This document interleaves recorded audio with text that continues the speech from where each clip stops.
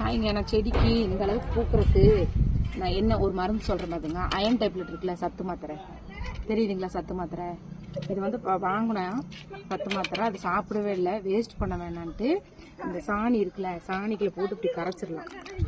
Iron tablet சத்து மாத்திரை பாப்பாவுக்கு வாங்கினது, பாப்பா சாப்பிடல. அதை நல்லா மாத்திரெல்லாம் கரையணும். ஒரு 10 நிமிஷம் நீங்கள் தண்ணி ஊற்றி போட்டுட்டு ஏற்கனவே ஒரு அட்டை உங்களுக்காக காமிச்சிடணும். போட்டுட்டு இந்த மாதிரி கொத்திடணும்.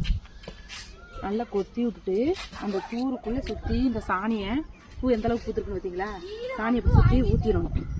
இப்படி இது பார்த்தீங்கன்னா கரிசலாங்கண்ணி தண்ணி ஊற்றி நிறைய ஊற்றிடணும். தண்ணி